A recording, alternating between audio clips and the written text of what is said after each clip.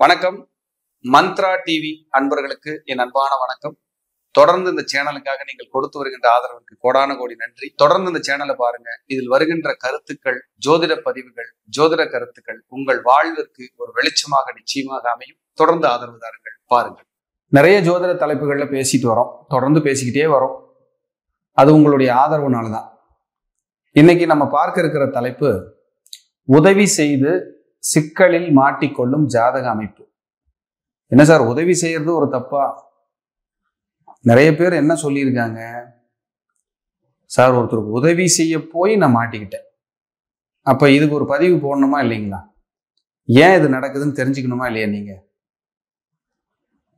ஒருத்தர் கண்ணீர் விட்டெல்லாம் அழுவாங்க, தேவையே இல்லை சார், யாருன்னே தெரியல, நான் பாட்டுக்கு ஹெல்ப் பண்ண போய் மாட்டிக்கிட்டேன் சார். அப்போ யார் ஹெல்ப் பண்ணலாம், யார் ஹெல்ப் பண்ணக்கூடாதுன்னு ஜாதகத்தில் இருக்கானே ஒருத்தர் கேட்டார். ஆமா சார் இருக்கு. அப்ப அதுக்கான ஒரு பதிவு போடுங்க. நிறைய பேர் தப்பிச்சுக்குவாங்க சார். உதவி செய்யறதுங்கிறது ரொம்ப முக்கியங்க. உதவிங்கிறது எப்படி தெரியுங்களா? ஒருத்தர் ரோட்ல விழுந்துட்டாரு, கண்டிப்பா காப்பாத்தி கொண்டு போகலாம். நம்ம கார்ல போயிட்டு இருக்கிறோம், உதவி செய்யலாம். முடியாதவங்களுக்கு உணவு, ஏதாவது முடியாதவங்களுக்கு ஒரு நல்ல நாள்ல போய் ஹோம்ல ஏதாவது உணவு, பிளட் டொனேஷன், உங்களால முடிஞ்ச சின்ன சின்ன நிதி உதவிகள், இதெல்லாம் அன்னதானம், இதெல்லாம் ஒரு உதவி தான். இதெல்லாம் உங்களுக்கு ஏதாவது ஒரு ரூபத்துல திருப்பி கொடுக்கும் பிரபஞ்சம். ஆனா உதவி செஞ்சு மாட்டிக்கிறதுனா எப்படி தெரியுங்களா? தேவையில்லாம சார் என்ன நம்பி பணம் வாங்கி கொடுத்துட்டேன், ஏன் பணத்தவே கொடுத்துட்டேன், அவருக்காக நான் பணம் கட்டினேன், அவருக்காக நான் ரெக்கமெண்ட் பண்ணேன், அவருக்காக நான் ஜாமீன் கையெழுத்து போட்டேன், அவர் யாருன்னே தெரியாது, இருந்தாலும் நான் எல்லாம் ஹெல்ப் பண்ணேன், இதெல்லாம் சிக்கல் நம்ம மாட்டிச்சு சார், இதெல்லாம் சொல்லி கேள்விப்பட்டிருப்போம்.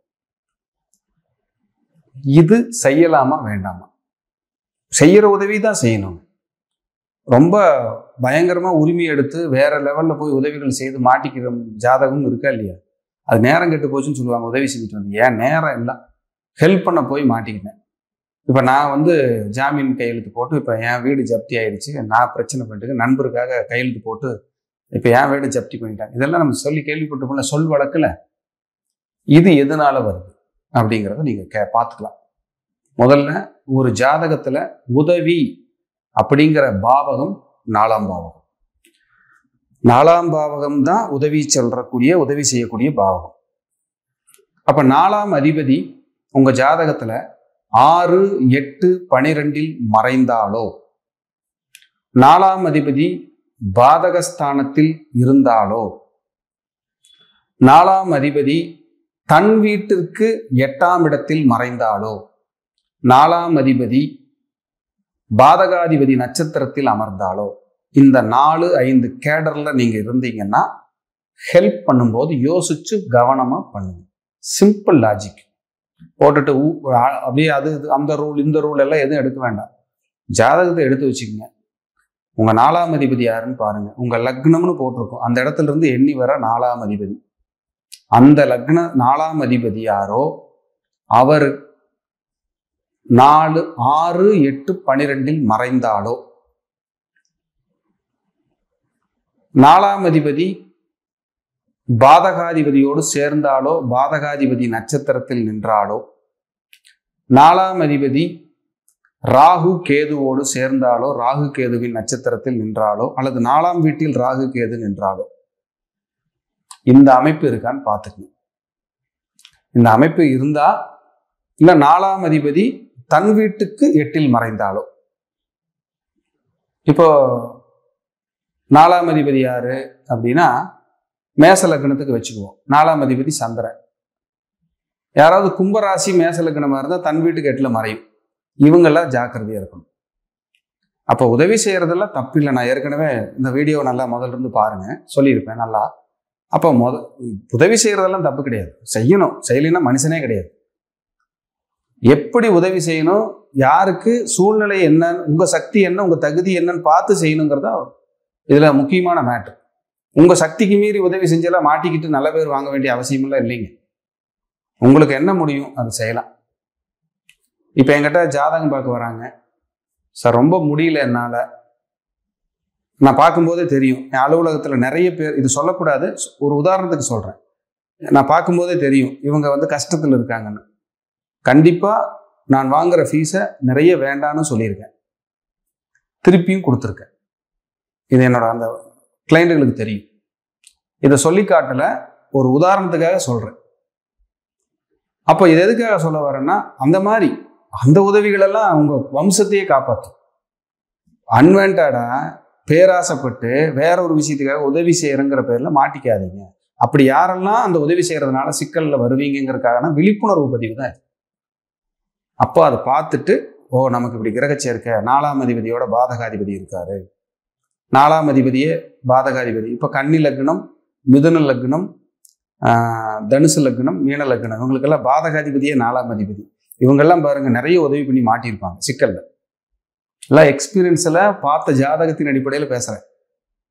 சரி, ஒரு நிகழ்ச்சி பண்ணணும்னால பேச மாட்டேன், சரித்திரத்திலே கிடையாதுங்க.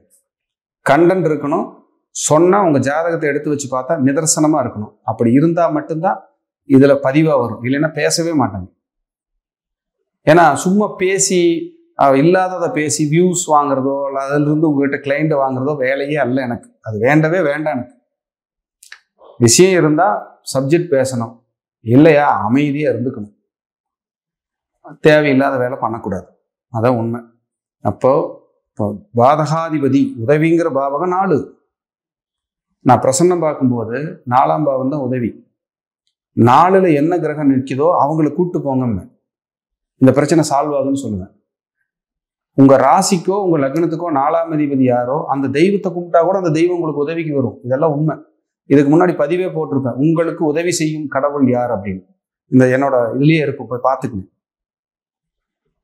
ஸோ இது இப்படியெல்லாம் இருக்கு, ஜோதிட சாஸ்திரத்தில் சொல்லப்பட்டிருக்கு. அப்போ உங்களுக்கு உதவி செய்கின்ற கிரகத்தை நீங்கள் சரியான முறையில் அதை கூட நீங்க இறை வழிபாடாக எடுத்து பண்ண முடியும்.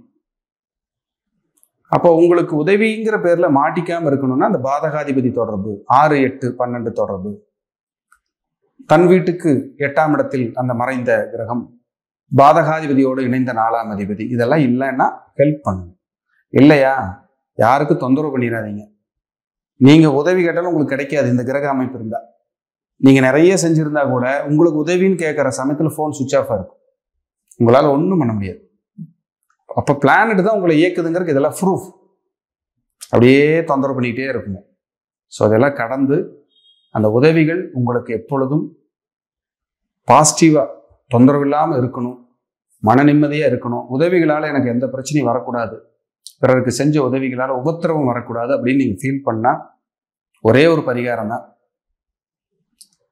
உங்கள் உள்ளூரில் சக்தி வாய்ந்த அம்மன் ஆலயம் இருந்தால் தொடர்ந்து போய்கிட்டே இருங்க, அந்த கசப்புகள் கம்மியாகும். இதுதான் பரிகாரம்.